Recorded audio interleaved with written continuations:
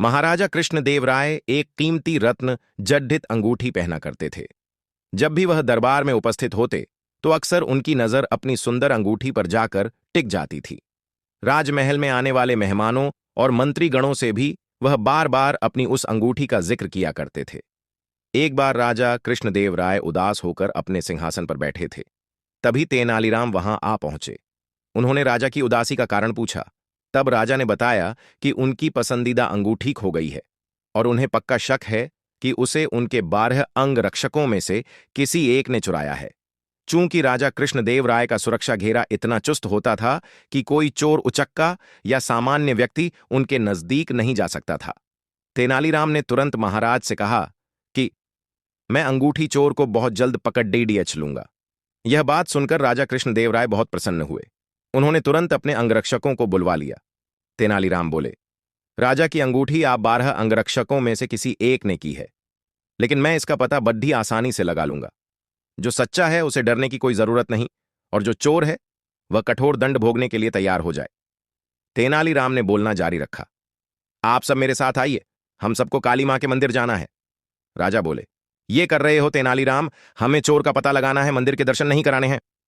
महाराज आप धैर्य रखिए, जल्द ही चोर का पता चल जाएगा। तेनालीराम ने राजा को सब्र रखने को कहा। मंदिर पहुंचकर तेनालीराम पुजारी के पास गए और उन्हें कुछ निर्देश दिए। इसके बाद उन्होंने अंगरक्षकों से कहा, आप सबको बारी बारी से मंदिर में जाकर मां काली की मूर्ति के पैर छूने हैं और फौरन बाहर निकल आना है। ऐसा करने से मां काली आज रात स्वप्न में मुझे उस चोर का नाम बता देंगी। अब सारे अंगरक्षक बारी बारी से मंदिर में जाकर माता के पैर छूने लगे। जैसे ही कोई अंगरक्षक पैर छूकर बाहर निकलता, तेनालीराम उसका हाथ सूंघते और एक कतार में खड्डा कर देते। कुछ ही देर में सभी अंगरक्षक एक कतार में खड्डे हो गए। महाराज बोले, चोर का पता तो कल सुबह लगेगा, तब तक इनका क्या किया जाए?